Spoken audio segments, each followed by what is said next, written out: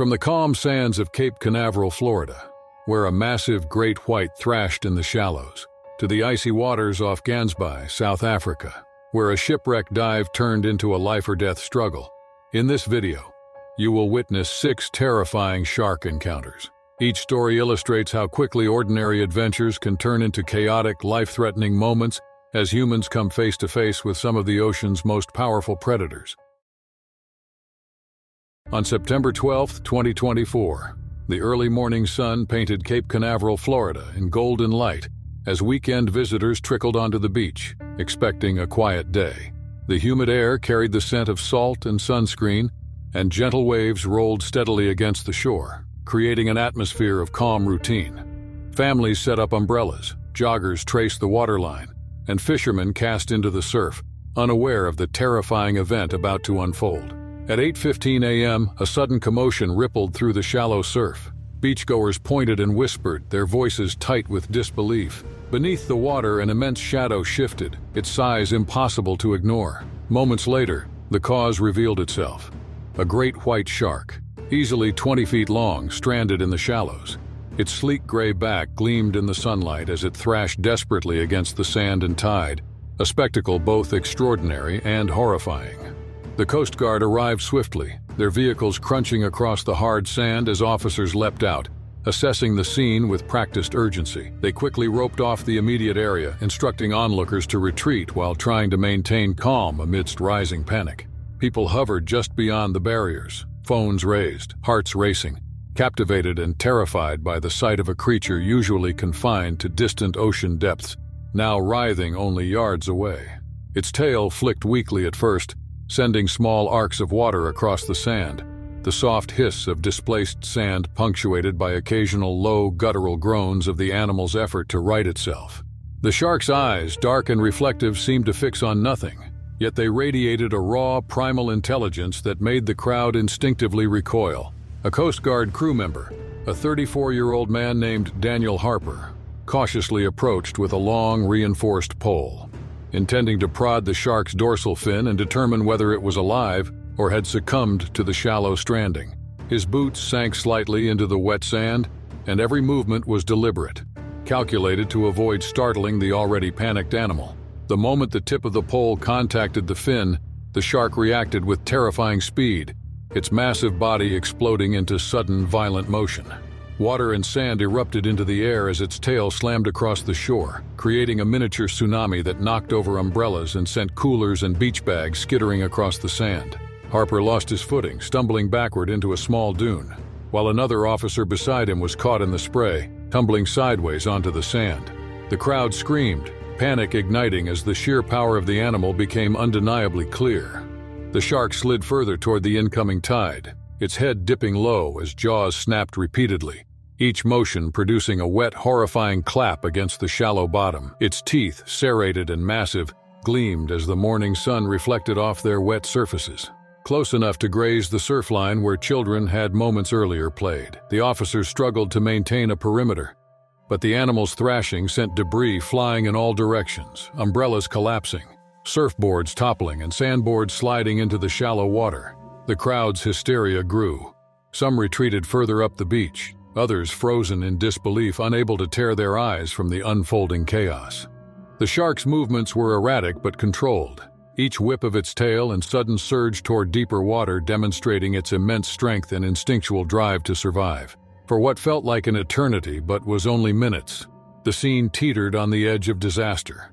Harper and his team worked feverishly, signaling to the crowd to move further back, their eyes never leaving the great white. The officers' radios crackled with terse updates as Coast Guard boats in the shallows prepared to assist if the shark broke completely free from the sand, while photographers and social media streams captured every intense moment. The animal's body arched and twisted, scales scraping against the sand, water spraying in thick sheets until finally, a larger incoming wave caught it.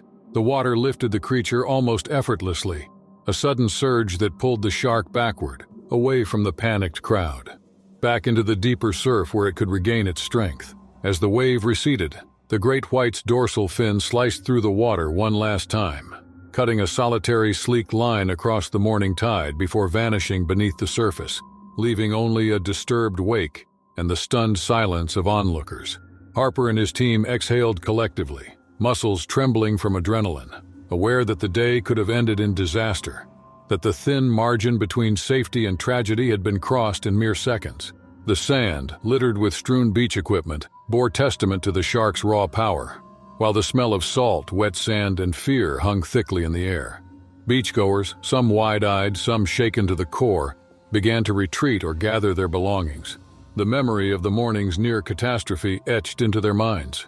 The Coast Guard lingered for over an hour, ensuring the shark had fully returned to safe waters before slowly dismantling the emergency perimeter. Local authorities coordinated with marine biologists to monitor the area, speculating on what might have caused the shark to strand in such an unusual manner, considering factors such as disorientation, injury, or pursuit of prey. Crowds thinned, conversations hushed into murmurs, and the beach slowly returned to its normal rhythm. However, a palpable tension lingered, a subtle reminder that the ocean, seemingly placid, could produce moments of terrifying unpredictability. By late morning, the surf was calm again, the sun climbing higher, but the events of the early hours had left an indelible mark. The 20-foot predator had vanished beneath the waves, leaving only memories and scattered debris as evidence of its presence. Daniel Harper stood on the sand, watching the horizon where the shark had disappeared, a mixture of awe and unease settling in his chest, acutely aware that such raw displays of power could never truly be contained, only witnessed and respected. On the morning of September 3, 2025, the sun rose over the Gulf of Mexico in a blazing sweep of orange and gold, casting a shimmering reflection across the churning waters that stretched endlessly in every direction.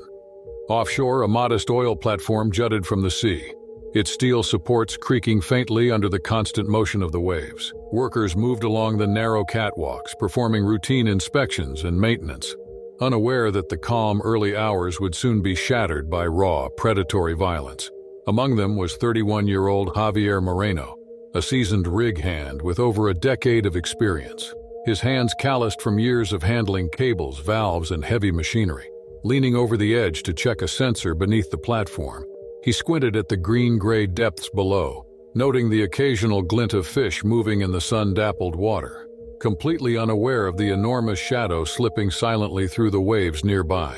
The first warning was subtle but unmistakable to those attuned to the sea. A series of abrupt splashes, ripples that didn't match the natural motion of the water, drew the attention of nearby workers who exchanged cautious glances.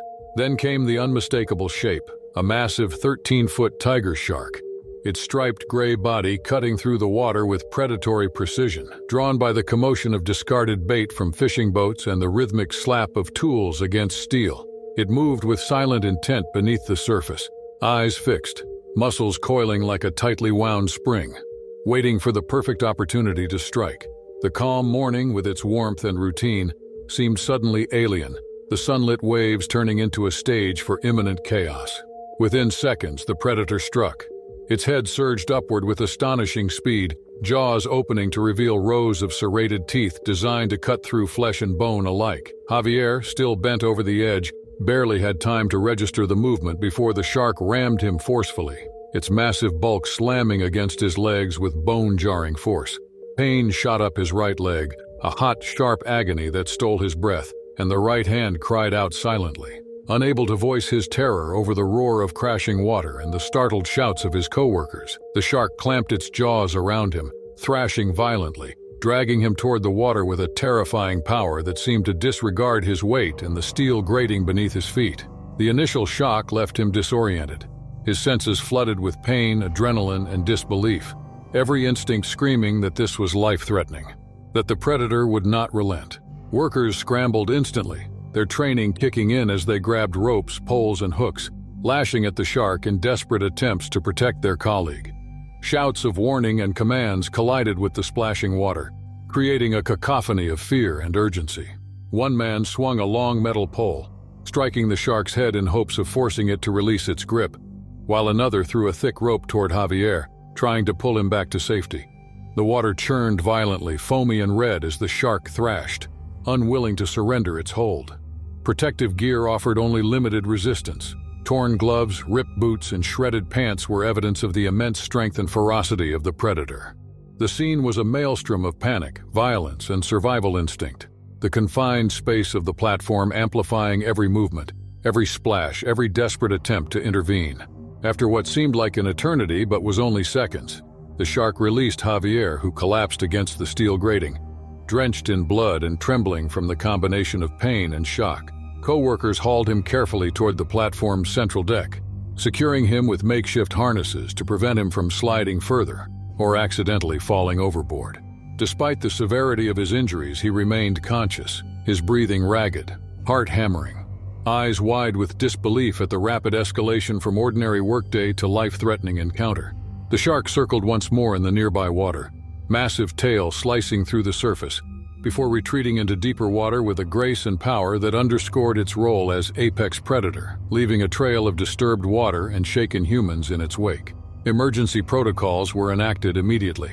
Radio calls transmitted Javier's condition to nearby medical teams and the Coast Guard, while fellow rig workers began basic first aid, applying pressure to lacerations and attempting to control the heavy bleeding that had soaked through his clothing. The metallic smell of blood mingled with the acrid scent of diesel and salt, a poignant reminder of the unnatural collision between human industrial presence and wild nature in a single moment of chaos.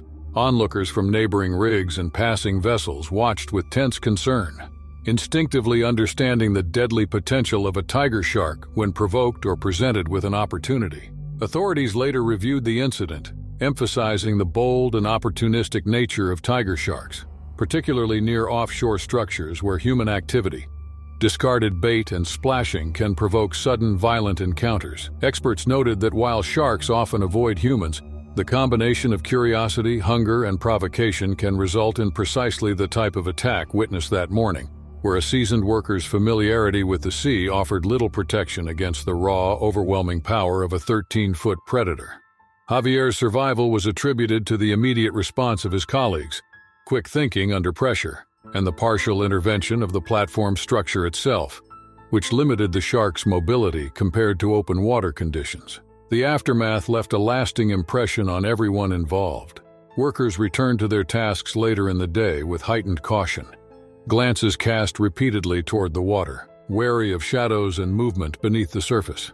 Javier, stabilized and transported to a hospital on shore, required multiple surgeries to repair deep lacerations and torn muscles, but he survived, his resilience remarkable given the severity of the encounter. Tales of the incident spread quickly throughout the Gulf's offshore community, a sobering reminder that even routine workdays could be shattered in an instant by forces beyond human control. By evening, the oil platform, still creaking gently with the rhythm of the sea, had returned to a tentative calm. Waves lapped against the steel legs with deceptive serenity, the sun's reflection glittering off the surface, masking the danger that had lurked moments before. Workers spoke in hushed tones, respect and fear interwoven in every glance toward the water, while emergency teams reviewed protocols, reaffirming the lessons learned the hard way. The tiger shark had vanished into the depths, leaving behind only a story of terror, bravery, and survival, an enduring testament to the unpredictable power of the ocean's apex predators, and the thin line that separates safety from catastrophe in the harsh, unforgiving expanse of open water. On the morning of July 6, 2019, the waters off Gansby, South Africa, glimmered under a pale winter sun, the air crisp with the scent of sea salt and the faint tang of diesel from passing boats. A luxury yacht, white and gleaming, cut through the calm swell, carrying a family of 4 who had chartered it to celebrate a milestone birthday. The vessel's polished deck reflected the morning light. At the same time, champagne glasses, towels, and cameras were scattered across the railings and seating areas, a testament to the leisurely pace of the day. Among the passengers was 17-year-old Liam van der Merwe, tall and athletic for his age, his dark hair ruffled by the wind, leaning over the railing to capture photos of the sea, eager to immortalize the sparkling waves and the frothing wake of their yacht. At first, the ocean seemed peaceful, the occasional porpoise or diving seabird the only signs of life, masking the deadly presence that waited silently beneath the surface. Without warning, the serene surface exploded. A massive shadow, triangular and unmistakable, surged upward from the depths, its sleek gray and white body cutting through the water with terrifying speed. The shark, a 16-foot great white, struck with precise force, clamping its powerful jaws onto Liam's leg. In an instant, the boy was yanked violently over the railing, his body disappearing beneath the icy water as screams tore from his parents, echoed by the crew on deck who scrambled to respond. The cold bite of the sea enveloped him, the shock and pain combined with the unrelenting power of the predator to make survival a distant hope. Panic erupted on the deck, the polished wood slippery with spilled drinks and sweat, as the family watched helplessly. The roar of waves and the crash of bodies created a chaotic symphony of fear. The shark's thrashing was merciless.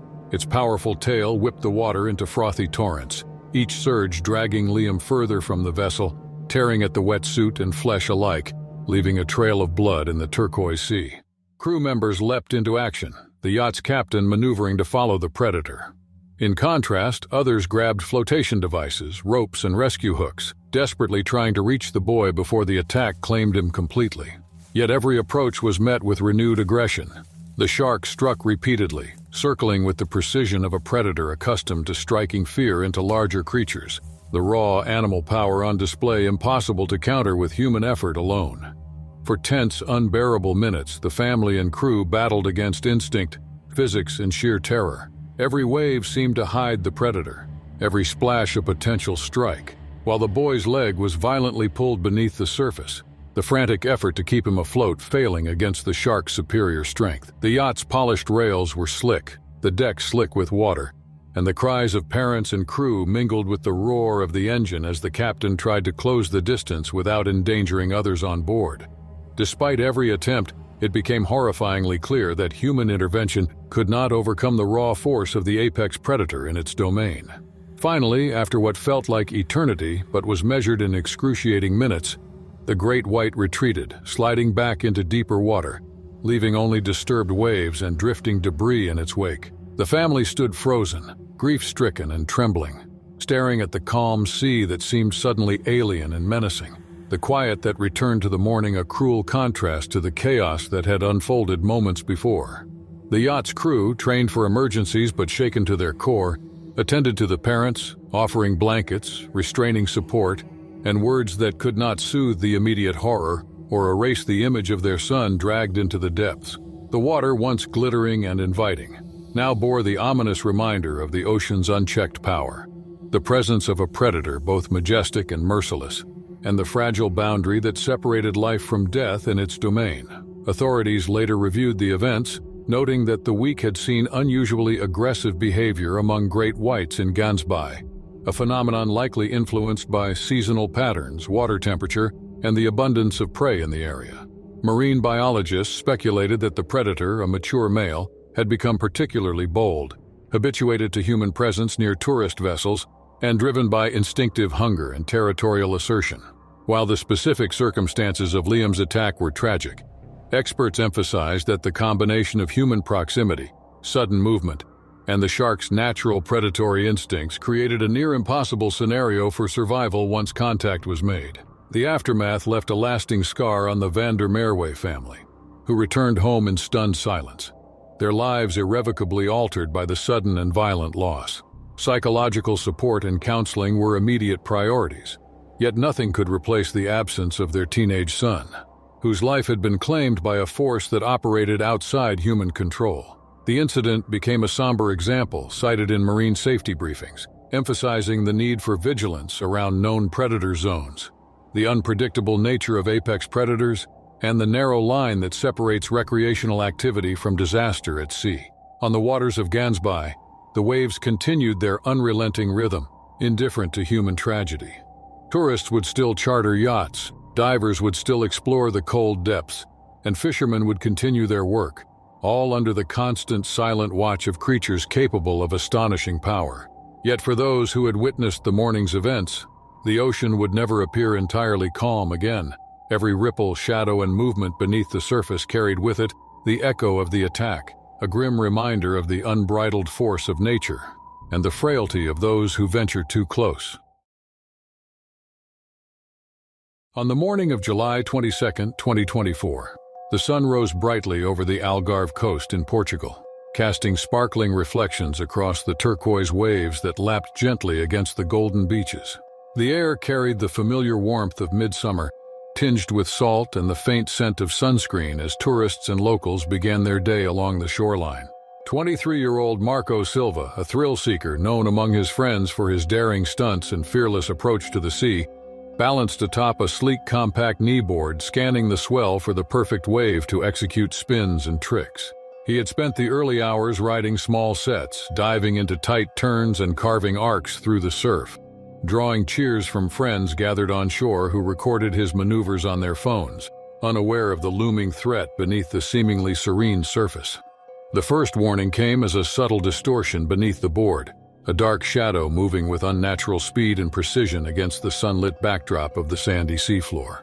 Marco's instincts alerted him, a flicker of unease passing through his focus, but before he could adjust, the shadow surged upward with explosive force.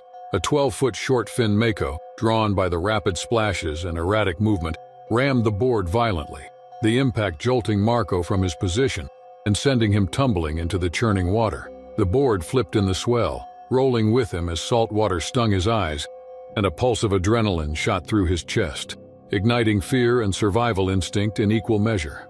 The mako circled immediately, its streamlined body cutting through the water with frightening agility, jaws snapping repeatedly near Marco's legs and arms. The neoprene of his suit offered little protection. Deep gashes formed along his calf as teeth grazed and tore at the material, blood mixing with the salt water, staining the pale green-blue of the waves. Foam erupted with every thrash of the shark's tail, sending sprays across Marco's face, mingling with the stinging seawater as he kicked and splashed furiously, attempting to keep the board between himself and the predator while forcing himself to remain upright. Each movement had to be deliberate yet frantic, the balance of controlled motion and raw panic dictating whether he would survive the next few critical seconds.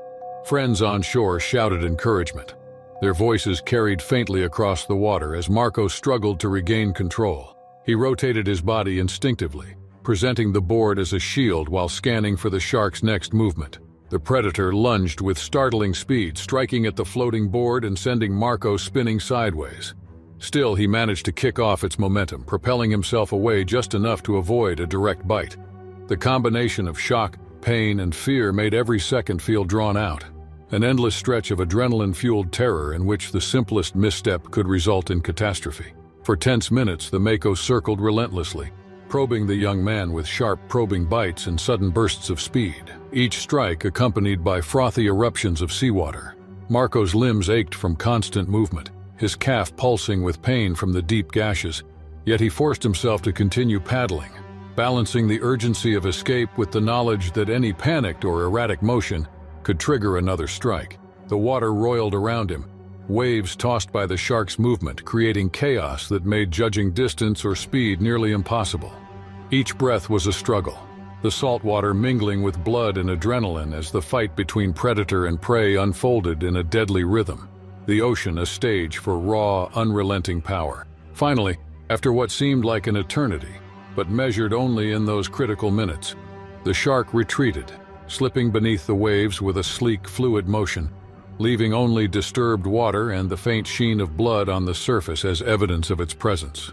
Marco's body trembled violently from exertion and shock, muscles burning, heart hammering, lungs gasping as he clung to the board.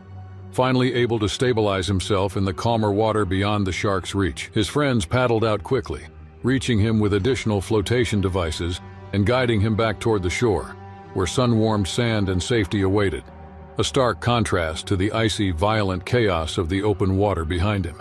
Emergency medical personnel were waiting as Marco collapsed on the sand, the gashes on his calf deep and bloody, bruising along his arms from repeated contact with the board and the shark's teeth, the shock of the encounter leaving him pale and trembling. He required immediate medical attention, the severity of the lacerations necessitating cleaning, sutures, and close monitoring for infection.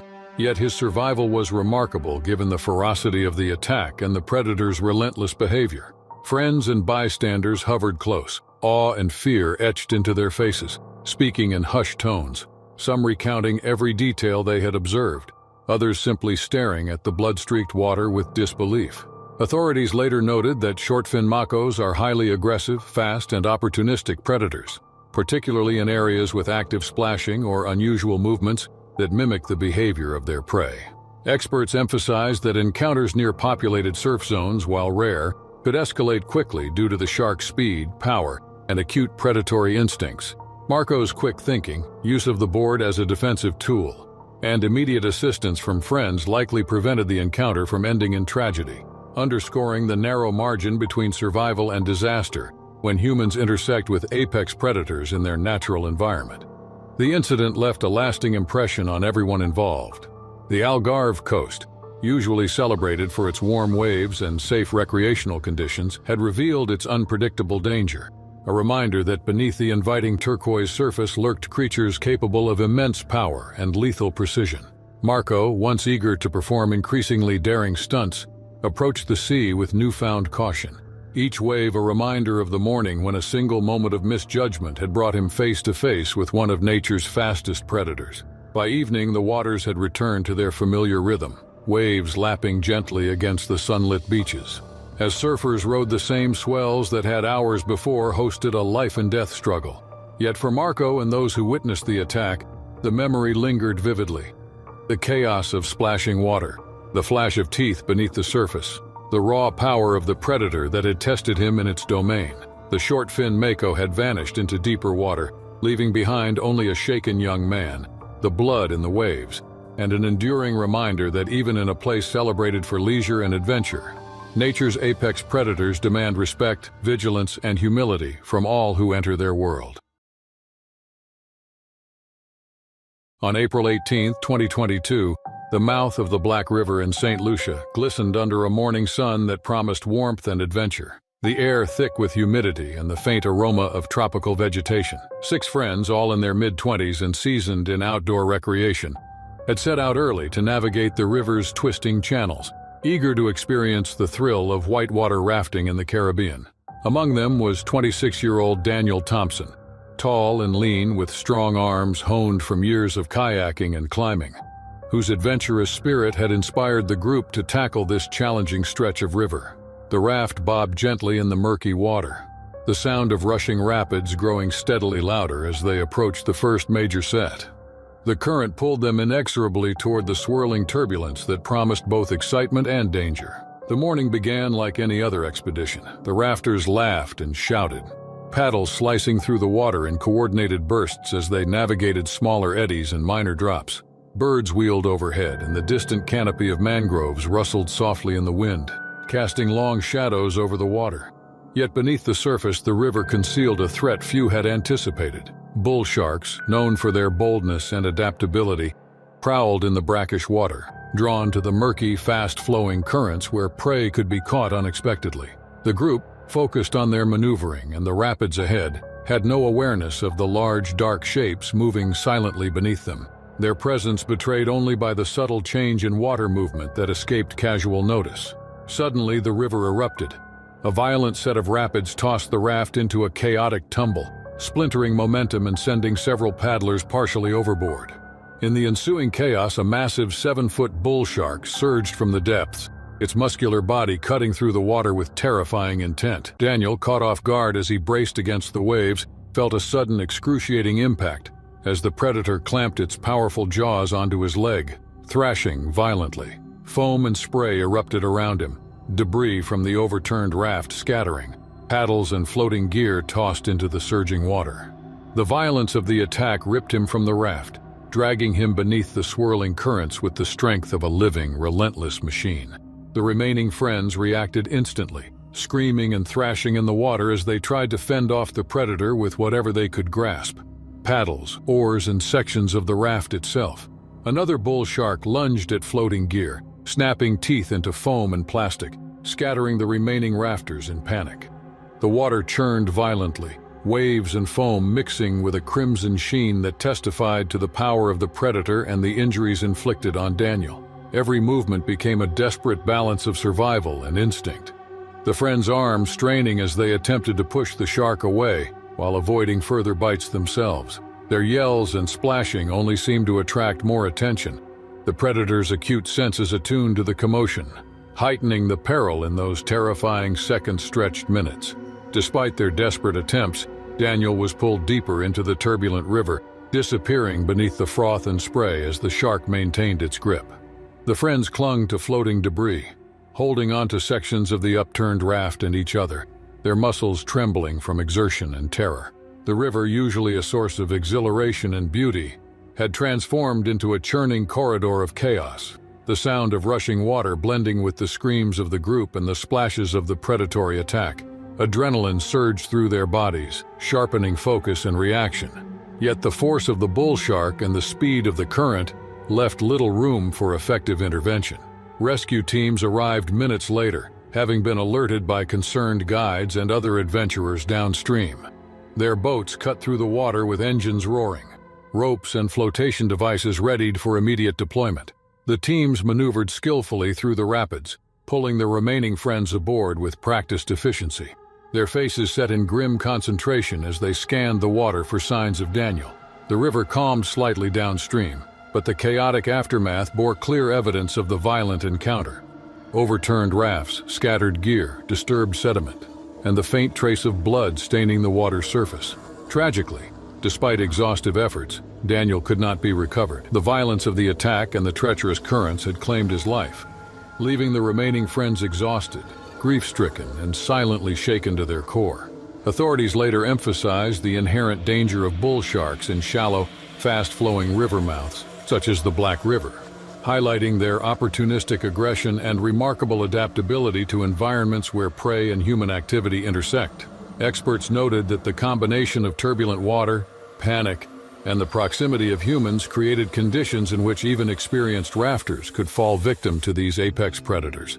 The incident was thoroughly analyzed, and safety protocols for rafting in the area were reviewed and reinforced, emphasizing vigilance, preparedness, and the use of additional safety measures when navigating waters prone to shark activity. The tragedy left a lasting mark on those who survived, their adventure forever transformed from excitement and camaraderie into a story of loss and caution. The remaining friends returned to the shore trembling, their wet clothes clinging to sunburned skin, faces pale from shock, yet profoundly grateful to have escaped with their lives. Each glance toward the river's dark, swirling channels carried with it the memory of Daniel's struggle, the force of the predator, and the suddenness with which the familiar world of adventure had turned into a battle for survival. Words could not convey the terror and helplessness experienced in those critical minutes, and the image of their friend pulled beneath the currents remained etched into their minds with unyielding clarity. The story of Daniel Thompson became a sobering example for all who ventured into these waters. A stark reminder that in the realm of apex predators, even the most prepared, skilled, and cautious humans could find themselves at the mercy of forces far beyond their control. The Black River, which had once promised exhilaration and adventure, now bore the memory of loss and a lesson in respect, vigilance, and humility in the face of nature's most powerful and unpredictable inhabitants. On the morning of October 5, 2024, the waters off Gansbaai, South Africa, were unusually calm, the early sun casting a silvery glow across the undulating surface, while the faint swell carried the salty scent of the Atlantic far inland. A group of 4 experienced divers, all in their late 20s and accustomed to challenging underwater environments, descended from their small dive boat, eager to explore the centuries-old shipwreck that lay just beneath the waves. Among them was 29-year-old Liam Coetzee, a seasoned diver and underwater videographer, whose life had been devoted to capturing marine environments with meticulous precision. The group swam cautiously toward the wreck, their fins slicing through the water, bubbles trailing from regulators in neat streams, the shadowy hull of the vessel looming ahead like a ghostly reminder of history submerged beneath the ocean. The morning began with routine fascination.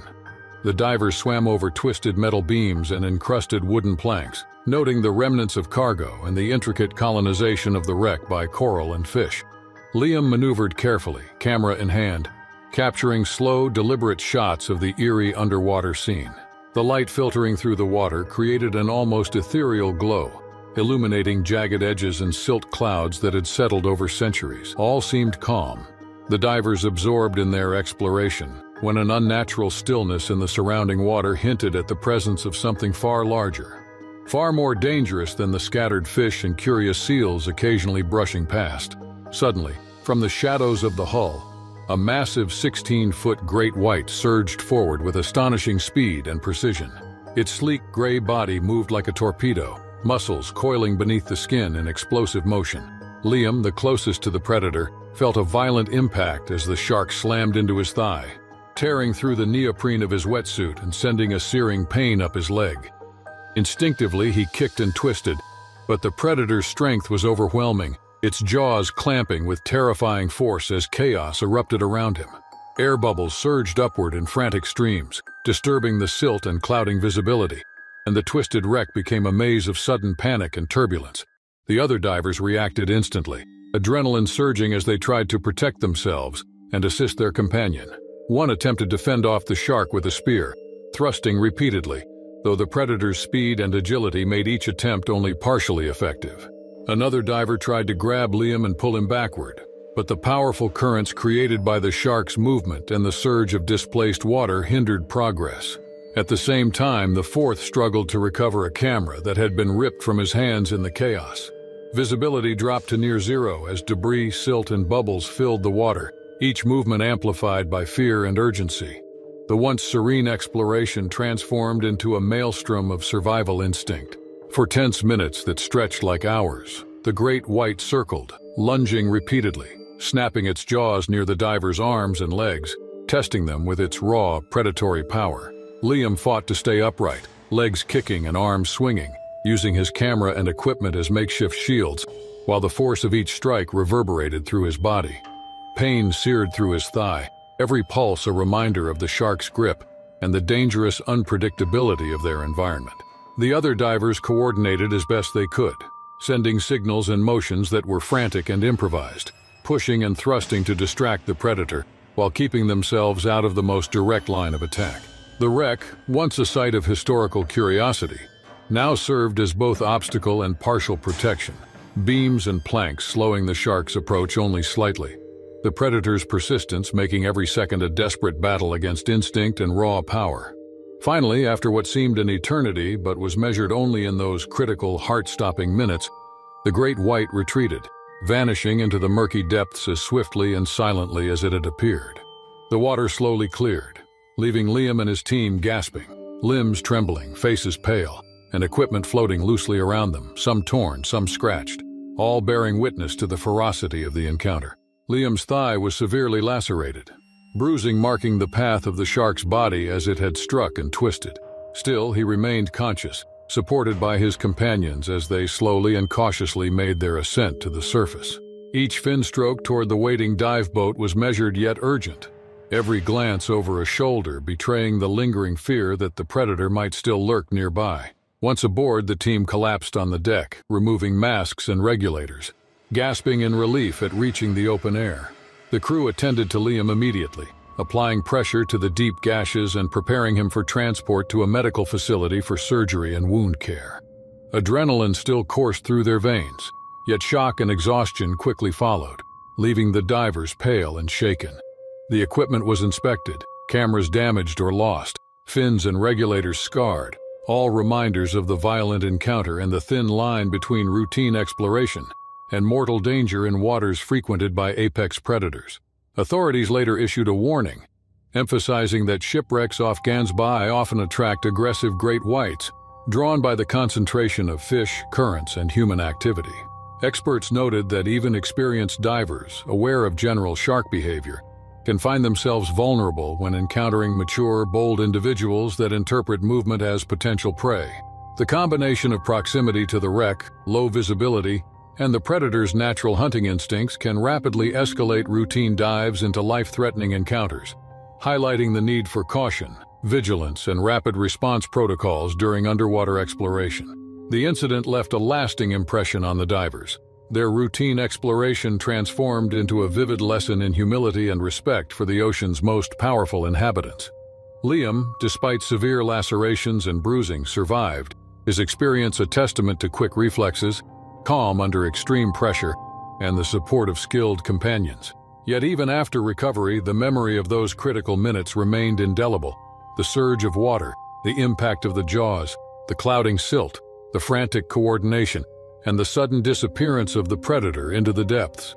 Every subsequent dive would carry a heightened awareness, a quiet reverence for the raw, unpredictable power that lay beneath the surface.